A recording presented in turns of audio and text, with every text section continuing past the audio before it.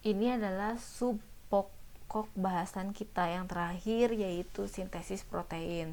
Setelah membahas ribosom, tempat sintesis protein sebagai wadahnya, lalu komponen-komponen yang terlibat dalam sintesis protein yaitu DNA, RNA. Sekarang kita membahas prosesnya, yaitu sintesis protein. Apa sih sintesis protein itu? Sintesis protein adalah merupakan dasar untuk mempelajari bagaimana informasi genetik yang ada di dalam DNA dapat diekspresikan dalam makhluk hidup. Jadi, kenapa kita bisa merasakan suatu bentuk misalnya, itu karena ada peranan dari suatu protein yang dirangsang oleh DNA. Ada yang direspon oleh DNA untuk membentuk suatu protein tersebut. Dalam istilah genetik sering dikenal dengan nama central dogma, ya, itu suatu proses dari mulai replikasi, transkripsi, dan translasi. Jadi central dogma merupakan serangkaian alur informasi dari DNA yang diterjemahkan melalui RNA kemudian menjadi suatu protein yang ada di dalam tubuh makhluk hidup. Selanjutnya kita akan mempelajari tahap-tahapan dari sintesis protein, di mana tahapan sintesis protein ini terbagi menjadi dua, yaitu transkripsi dan translasi. Namun kita pelajari dari mulai replikasi, gimana suatu DNA ini bisa mewariskan sifat keturunan, yaitu melalui proses replikasi dari DNA. Lalu adanya proses transkripsi dalam pembentukan mRNA dari DNA, dan juga ada proses translasi dari mRNA diterjemahkan menjadi pembentukan suatu protein. Oke, yang selanjutnya adalah kita bahas tentang replikasi DNA. Replikasi DNA itu apa sih? Yaitu suatu proses di mana molekul DNA itu akan disalin untuk menghasilkan dua molekul DNA yang identik. Jadi proses pengenalan DNA baru menggunakan DNA yang telah ada. Namanya juga menyalin, ya, jadi harus dari 1 jadi 2, dari 2 jadi 4. Replikasi ini merupakan proses yang penting karena setiap kali sel membelah, dua sel anak yang baru itu harus mengandung informasi genetik yang sama dengan DNA asal atau dengan DNA induk. Model replikasi DNA ini saat ini diketahui ada 3 jenis.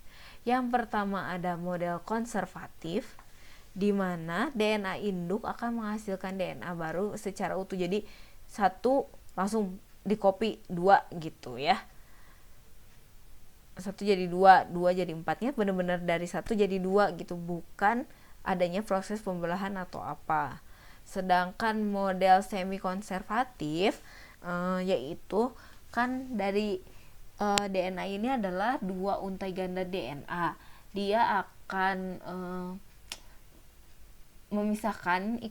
memutus ikatan hidrogennya menjadi untai tunggal. Nah, masing-masing untai tunggalnya inilah yang akan menjadi cetakan untuk pembentukan DNA baru, sehingga membentuk suatu 2 DNA baru dari 1 DNA yang lama. Lalu dari 2 menjadi 4 dengan teknik yang sama, adanya proses pembelahan. Sedangkan model dispersif adalah DNA induk menjadi rantai yang terputus-putus dan masing-masing rantai tersebut membentuk DNA baru. Namun saat ini yang dipercayai adalah model replikasinya adalah model semi konservatif. Lalu komponen apa aja sih yang terlibat dalam proses replikasi? Yang pertama itu adalah DNA itu sendiri, ya. Lalu ada enzim helikase. Enzim helikase itu berfungsi untuk apa? Untuk membuka untaian DNA. Lalu ada enzim topoisomerase. Lalu ada enzim DNA polimerase dan enzim ligase. Kita akan bahas selanjutnya, ya. Di mana proses replikasi ini bergantung pada fakta setiap untai DNA dapat berfungsi sebagai template untuk duplikasi. Nah, ini adalah proses replikasi ya. Ini adalah gambaran contohnya nih, bahwa di dalam kromosom tubuh kita yang 23 pasang itu mengandung DNA yang sangat panjang, pasangan dari basa nitrogen. Jadi di sini ada proses yang pertama adalah DNA yang akan direplikasi itu diputus ikatan hidrogennya. Nah kan tadinya berpasang-pasangan nih, diputus ikatan hidrogennya oleh helikase nama enzimnya, dengan memenuhi aturan downstream, yaitu dari arah 3 aksen ke 5 aksen dari DNA awal ya, dari 3 aksen ke 5 aksen oleh enzim helikase. Akhirnya DNA yang tadinya rapat dari 2 untai ini akan membuka masing-masing ya. Setelah itu tadi udah dibahas, enzim yang kedua akan berguna dalam proses replikasi itu adalah enzim topoisomerase.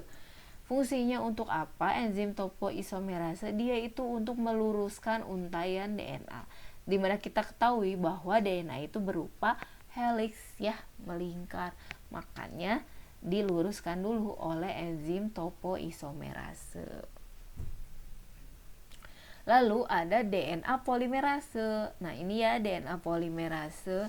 Dia itu berfungsi untuk membentuk salinan DNA baru dari titik promoter. Di sini ya, misalnya awalnya di sana dia akan bergerak dari titik awal ke titik terminator dan memenuhi aturan downstream juga, yaitu dari 3 aksen ke 5 aksen. Kan dari sini nih dibuka, nah yang udah dibuka digandakan oleh DNA polimerase. Nah gimana, kan udah dibuka, dia butuh free nukleotida. Nah di dalam tubuh itu ada free nukleotida. Tadi hasilnya dari mana? Bisa dari DNA yang sudah rusak. Free nukleotidanya dipakai untuk pembentukan DNA baru. Begitu juga ya, ada 2. Nah ini mirip yang konservatif, satu dari depan ke belakang, satu dari belakang ke depan. Nah pada rantai 3 ke 5 aksen replikasi DNA berjalan kontinu dan tidak terputus ya, leading strand. Nah ini terus aja sampai pembentukan yang baru. Pada arah yang berlainan dari 5 ke 3 akan berjalan discontinue atau terputus. Nah ini ya, dia akan terputus, leading strand dia akan terputus. Jadi nggak awalnya di mana, kalau yang ini kan dari awalnya DNA ya gitu. Nah udah tahap ke satunya pemutusan ikatan hidrogen, tahap keduanya diluruskan oleh topoisomerase. Lalu di sana enzim DNA polimerase bekerja untuk penggandaan. Lalu rantai yang mengalami lagging strand tadi kan akan terputus ya, akan menghasilkan fragmen yang terputus-putus. Namanya fragmennya adalah fragmen Okazaki. Kemudian fragmen Okazaki tersebut akan diperbaiki oleh ligase agar DNA baru dapat terbentuk seperti normal. Seperti itu untuk proses replikasi ya. Selanjutnya adalah transkripsi. Kalau tadi replikasi penggandaan DNA, jadi penggandaan materi genetik. Selanjutnya adalah proses transkripsi. Transkripsi itu apa tadi sudah dibahas, yaitu pembentukan RNA messenger. Jadi transkripsi ini adalah pembentukan mRNA oleh DNA sense di inti sel. Jadi mirip dengan replikasi, tapi ini membentuk mRNA. Apa bedanya? Basa nitrogennya ada uracil. Kalau DNA kan tadi semuanya timin ya. Pada proses transkripsi ini diawali dari pemutusan ikatan hidrogen DNA oleh suatu protein pengurai DNA. Tadi apa namanya? Enzim helikase. Proses tersebut mengakibatkan terbukanya rantai DNA pada berbagai tempat. Terbukanya rantai DNA ini akan memicu RNA polimerase. Nah, kalau tadi kan DNA polimerase ya yang bekerja pada replikasi. Kalau transkripsi yang bekerja adalah RNA polimerase. Melekat pada daerah yang dinamakan promoter atau titik awal. Nah, RNA polimerase ini selanjutnya akan melakukan suatu proses sintesis mirip dengan tadi replikasi. Namun hasilnya adalah mRNA dari arah 3 aksen DNA, sedangkan pada mRNA dimulai dari ujung 5 aksen menuju 3 aksen. Nah, subtahap dari proses transkripsi ini adalah inisiasi, elongasi, dan terminasi. Inisiasi itu apa? Yaitu RNA polimerase menemukan atau sampai di promotor. Sedangkan tahap yang kedua yaitu tahap elongasi, yaitu pembentukan mRNA oleh DNA sense. Ini ya, tadi kan ketemu nih DNA-nya, terus dibuka oleh enzim helikase, jadilah template-nya. Nah, RNA polimerase itu akan menyelubungi dari template-nya, ketemu promotornya di mana, lalu mulailah proses elongasi. Nah, ini ya, dan dibutuhkan ribonukleosida atau nukleotida bebas untuk membentuk suatu mRNA. Kalau tadi kan untaian DNA itu dari 3 ke 5 aksen. Nah, kalau RNA yang dibentuk jadi dari 5 menuju 3. Ya, tahap terakhirnya adalah terminasi ketika mRNA-nya sudah cukup diproduksi, di mana RNA polimerase berada di termitor. Jadi biasanya akan mengkode dari mana ke mana sih, yaitu ada dari promotor sampai terminator. Begitu. Jadi komponen apa aja yang berperan pada proses transkripsi? Sudah pasti ada DNA, lalu membentuk mRNA dengan bantuan beberapa enzim ya.